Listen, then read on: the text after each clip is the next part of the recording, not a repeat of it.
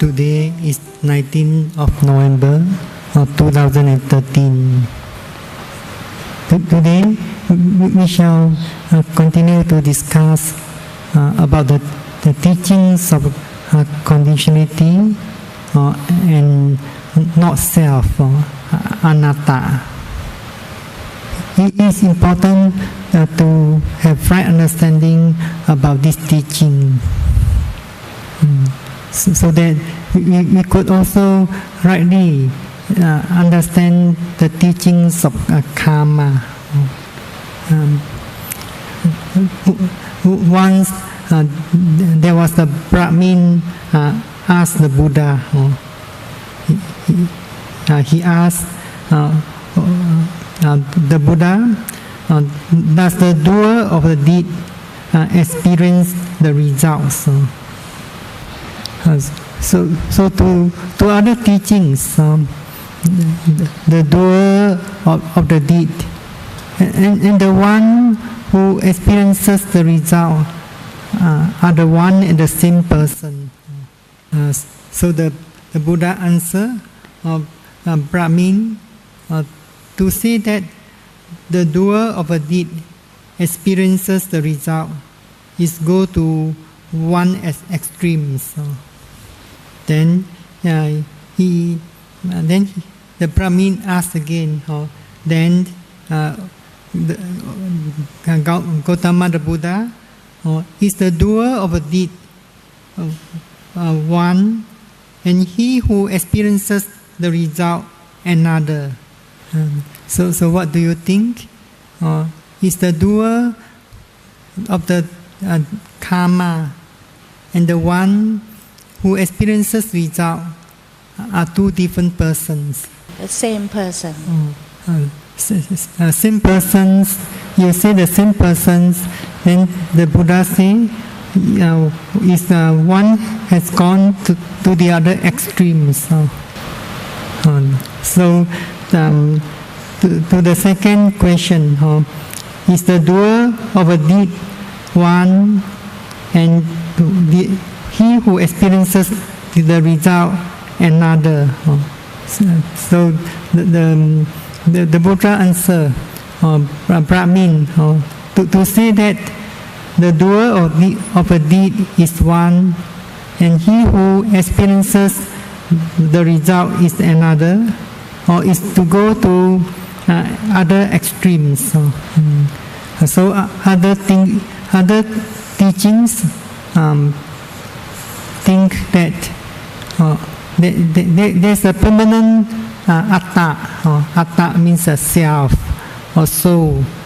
There's everlasting. So because of this wrong view, so that's why give rise to ditthi. But from your personal experiences, do you find any permanent self or permanent soul? So when you could realize the specific characteristics of the mental and physical phenomena, and at each moment there's a mental process, there's a noting mind, being aware or be mindful of any of the phenomena. Then as you are more mindful and with deeper concentration, you come to realize from your personal experience that the arising of the noting mind depends on the arising of the phenomena.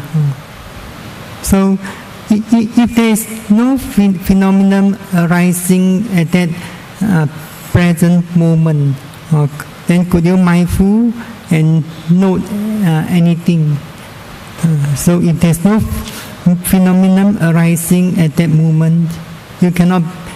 There is no arising of mindfulness or the noting mind. Then, as you be more mindful with your movements during walking meditation or doing daily activities, you realize that if there's a arising of intention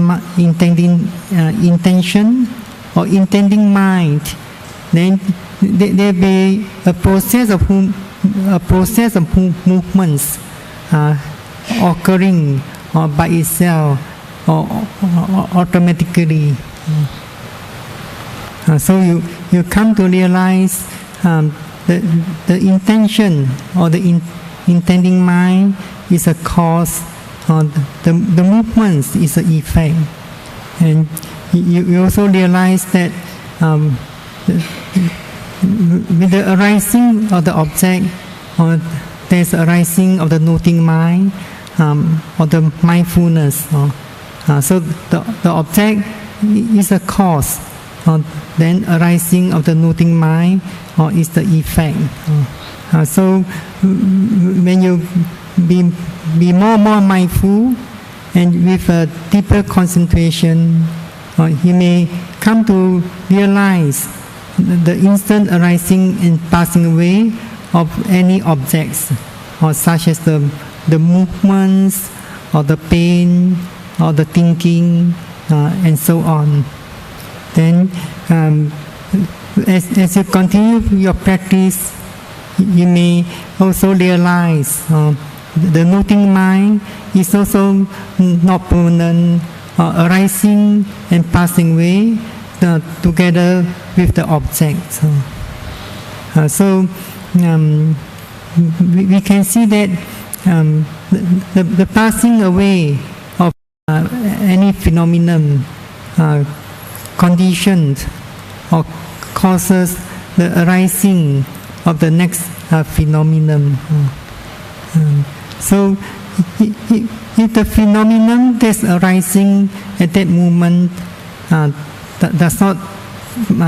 has not passed away or has not disappeared, or can the next phenomenon arise? If one phenomenon has not disappeared, or can the next phenomenon arise? No. So the next phenomenon cannot arise. So similarly, if one mental state that's arising at that moment has not yet disappeared, or the next mental state also cannot arise. So with strong mindfulness and deep concentration, meditators realize that there are mental and physical phenomena that are constantly arising and passing away very rapidly. So, is there any self behind these phenomena? No self. There's no self watching all these phenomena that are arising and passing away. Then, how does one know that there are mental and physical phenomena arising and passing away constantly, continuously? How does one know that there are mental and physical phenomena that are constantly arising and passing away? She says the sati. the mindfulness realize that. So is this sati permanent or impermanent? Impermanent. Impermanent. So if this sati impermanent, how can he know? Since the sati itself is impermanent. The consciousness, she says, there is a consciousness. So the consciousness is arising and passing very swiftly. So each mental state cannot perceive itself. It can only be perceived or known by the following mental states. So we can say that there's a rising of another awareness, or sometimes they call it knowing mind, knowing that, perceiving that the previous awareness that has the disappearance of the previous awareness. We can say that there's a rising of another consciousness or mental state awareness, or sometimes they call it knowing mind, perceiving the disappearance of the previous mental state of awareness. So is this knowing mind permanent or impermanent? It is also impermanent, but this knowing mind also cannot perceive itself. It's being known or perceived by the next mental consciousness or mental state of knowing. So there's no permanent knowing mind behind these two phenomena, or behind the two phenomena that are mental and physical phenomena.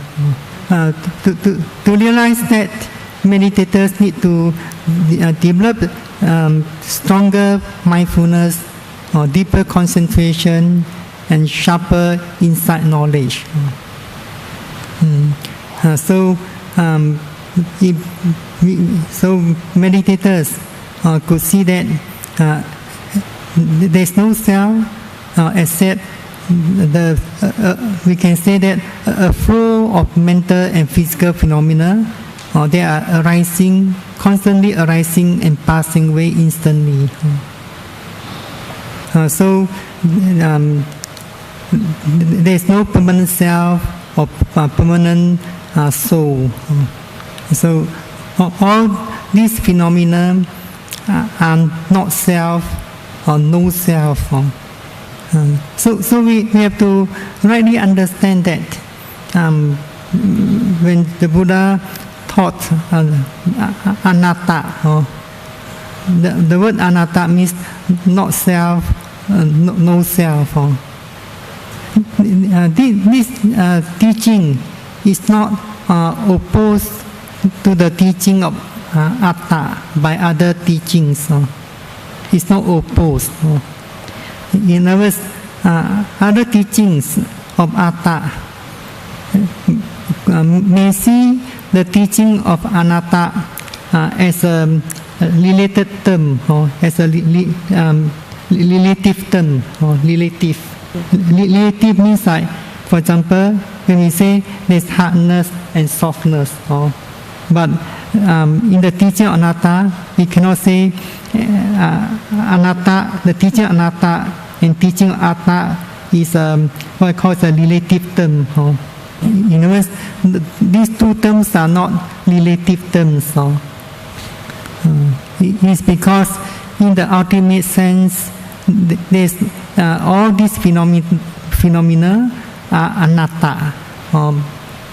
But others who are ignorant of the truth, or they regard the mental and physical phenomena or the five aggregates as atta. So we should rightly understand this teaching of the ultimate truth. So one extremes of the wrong view of the atta is that they think there is permanent self. So they think there's the doer of the deeds, and the one who experiences are the same one, the same person. So this is known as the view of eternity, or in Pali is known as the Sasatta Ditti. But the other extremes holds that the doer of the deed is one, and he who experiences the result is another. So this is the view. This is known as the view of annihilations, or Ucceda Ditti, or in Pali. So to avoid from these two kinds of extremes, what did the Buddha teach? So what did the Buddha teach to avoid these two kinds of extremes? So the Buddha taught conditionality, in other words, dependent originations, and not self, or to explain, in order to explain the truth. So that's why the Buddha say that dependent on ignorance, then the sankhara, or karmic formations, arises. So have you heard about the teachings of Paticcasamuppada? So dependent on sankhara, or karmic formation, arises the consciousness, or the vijnana. So dependent on the consciousness, arises the namarupa, or mentality and physicality.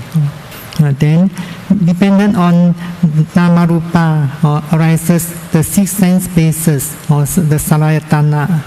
So dependent on the six sense bases, arises the contact. So dependent on the contact of phassa, arises the feeling or vedana. And dependent on vedana, arises the craving or tanha. Then dependent on craving or tanha, arises upadana, or clinging. And dependent on upadana, clinging, arises the process of becoming, or bhava. Dependent on bhava, or process of becoming, arises the birth, again jati. So dependent on birth or jati, arises decay and death, or sorrow, lamentation, or pain, grief and despair. So the text says, thus arises the whole mass of suffering. This is called the noble truth of the origin of suffering. So in this the teaching of conditionality, could you see a self or a soul? So once there was an ascetic by the name of Moriya Paguna. He asked questions. He posed some questions to the Buddha about the dependent originations. So, for example, he asked, "Who, Venerable Sir, who craves? Who craves?" Then the Buddha said, "This question, the question is not properly put."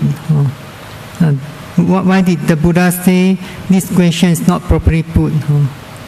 The Buddha said, "No, I do not say that there is any being or person who craves. If I had said so, then the question who craves would be appropriate. But I did not say so. To me, who did not say so, one should ask in this way." So the Buddha said, the question should be asked in this way: "Venerable Sir, or dependent on what does craving arise. This question is properly put, and the correct reply to such question is dependent on sensation or craving arises, and dependent on craving or clinging arises. Then the ascetic asks another question: who clings? Or remember, sir, who clings? So the Buddha answer in the same way as he gives the answer who craves. So if you rightly understand the teaching of conditionality and the teaching of not self, anatta, then you could overcome these two extreme wrong views. So if you rightly understand this teaching, then how do you overcome, for example, the view of annihilation of Ucceta Ditti? The view of Ucceta Ditti holds that there's only the self or the being is only lasts for one life. So at the end of the life, all phenomena will disappear. There's no more birth. No more birth in the next life. Sometimes they also hold that there's no life before this birth. But do you rightly understand the teaching of dependent origination? Do you think it's possible that at the end of the life there's no more birth in the future? So as you know, during the practice,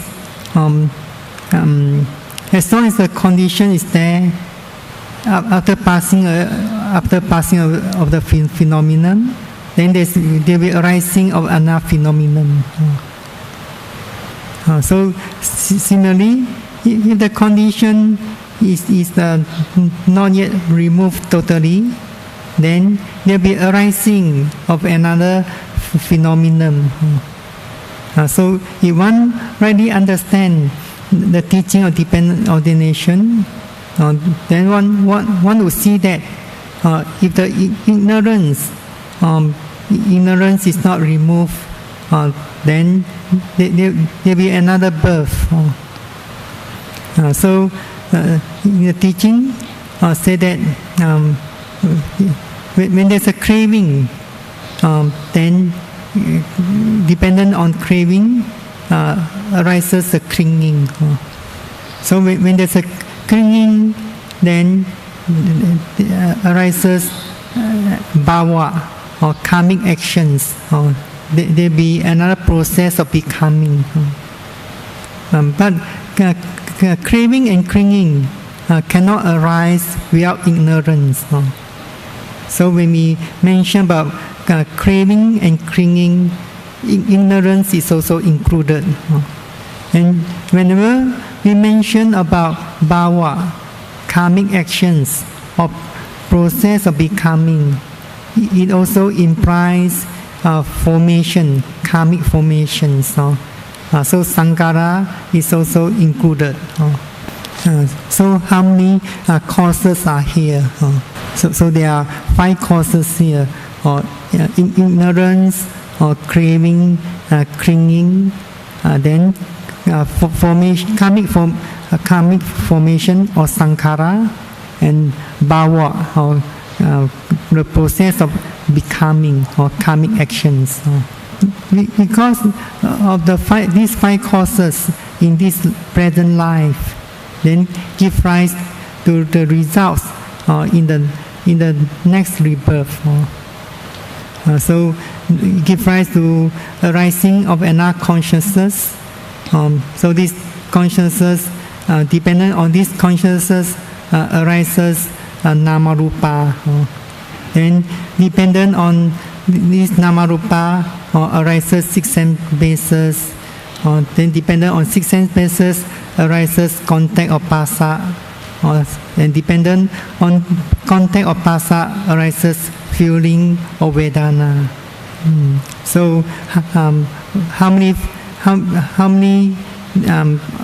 many are here for the results?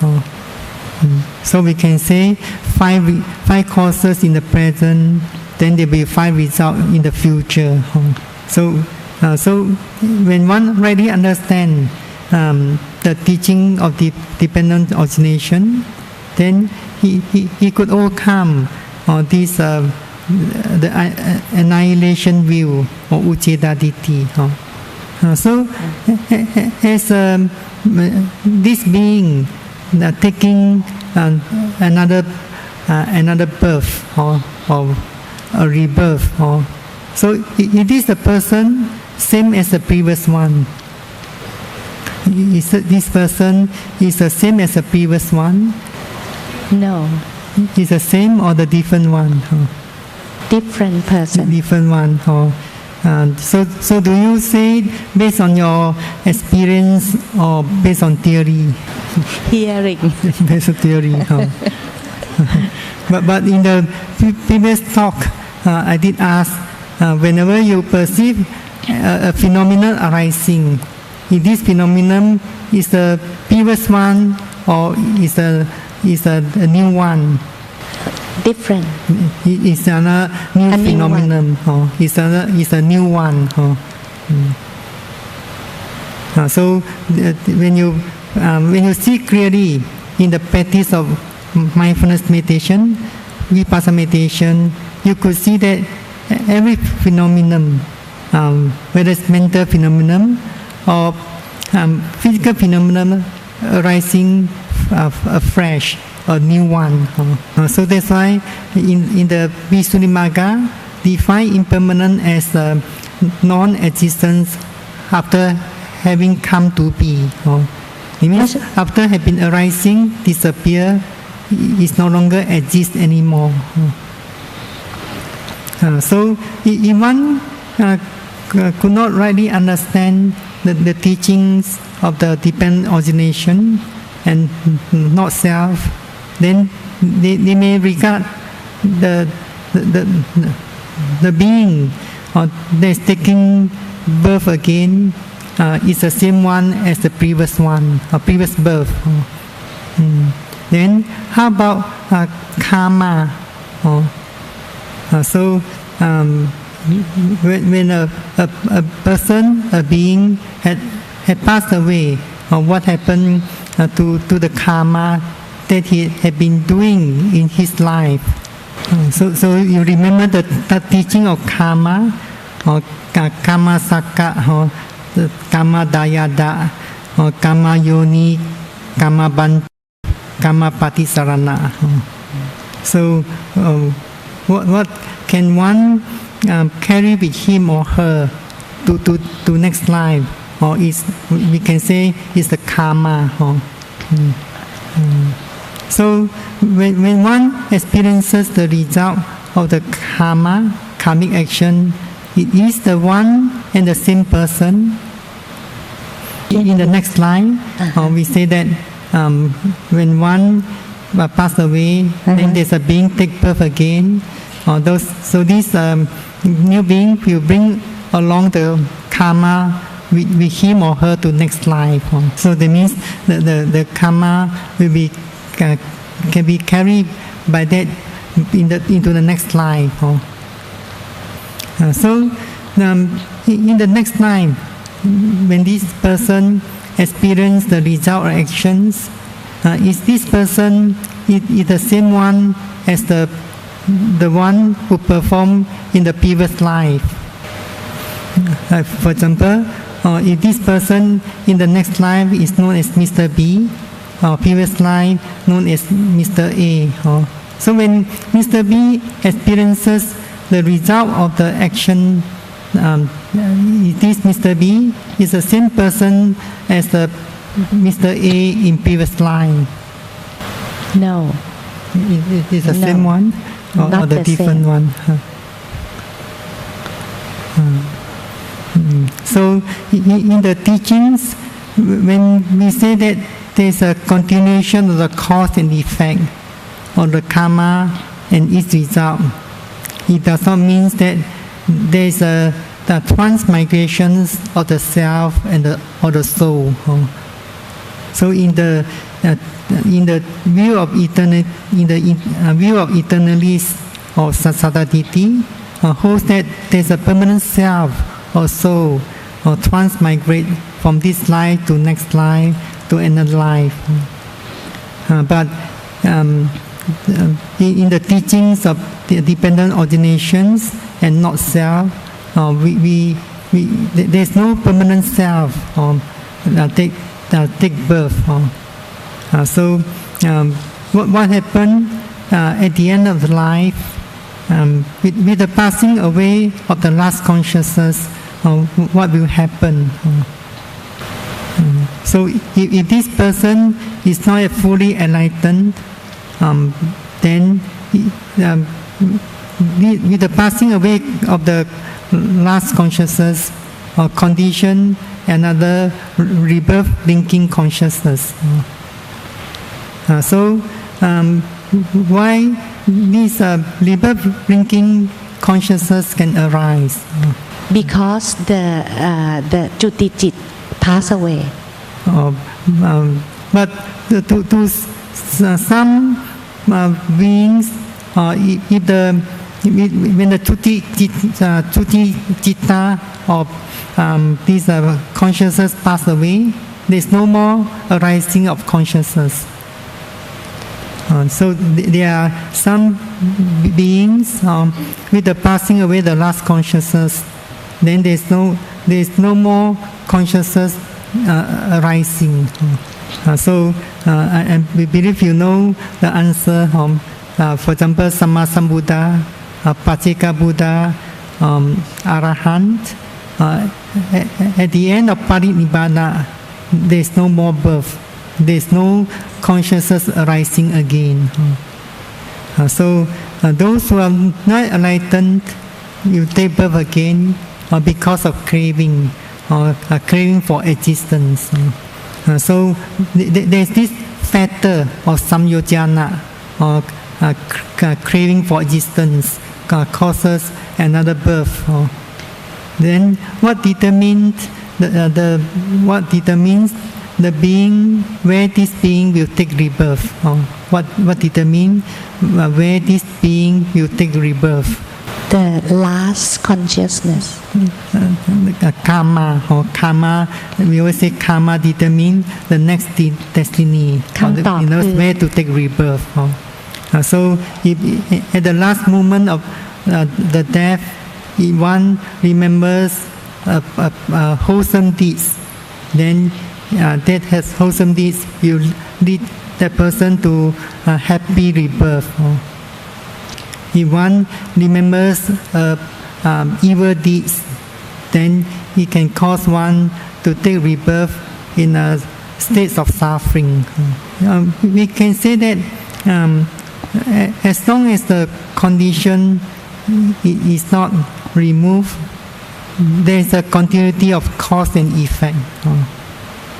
So cause and effect, in other words, the karma and its results. We have been performing various kinds of karma through our thoughts or speech and deeds. Then we may be experiencing this result in this life or in the future, or as long as we not yet free from this cycle of birth and death. So when shall we be free from the results of our karmic actions? So when shall we be able to free from all these results of karmic actions? She said to attain arahatachit. So to attain arhatship, what should be done? Vipassana meditation. So the text say to attain cessation of karma, one has to develop the middle path or middle way. So only by fully develop the Noble Eightfold Path or the middle way, then one can attain the cessation of karma. So when you are practicing mindfulness meditation, you actually develop the Noble Eightfold Path. So do you know that when you are practicing mindfulness meditation, you are developing the Noble Eightfold Path? But one should not develop the Noble Eightfold Path in the retreat only. Even when you are not practicing meditation intensively, you should continue to develop the Noble Eightfold Path. So it is also very important. For example, when you have gone home, you should develop the factors of right speech, or the factors of right actions, the factor of right livelihood, and so on. So only when one fully develop the Noble Eightfold Path, then one could remove the conditions. Other teachings also talk about cause and effect, but they could not realize the truth of the conditionality. So, for example, other teachings, if they follow the teachings of the creators, then eventually they may be reunite with their creators. But in the teachings of Sammasambuddha, when we talk about the teaching of the karma, we should also rightly understand the teachings of conditionality and not self. So if one does not rightly understand the teachings of conditionality and anatta, they may still think that there's a self, permanent self, experiencing the karmic actions and its results. But it is because there's a teachings of anatta and conditionality, then eventually we can attain cessation of karma. So if the condition is not removed, then every actions will produce the results. So as you know, Cetana is karma.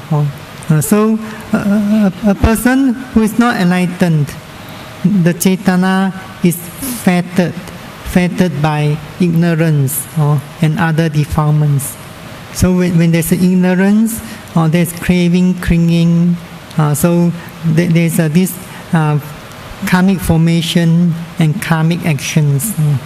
So the same 5 causes in the past causes birth in this present life. So the same 5 causes will also cause the birth in the future. So in that way, one shall go round and round again in the cycle of birth and death. So what that means, going round and round again in the cycle.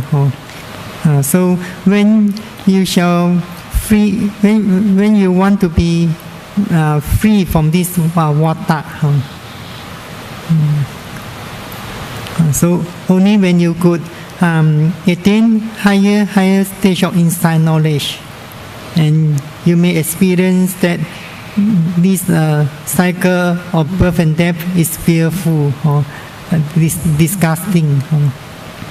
So only when you realize that samsara is fearful, then you would put forth a strenuous effort to develop the noble path.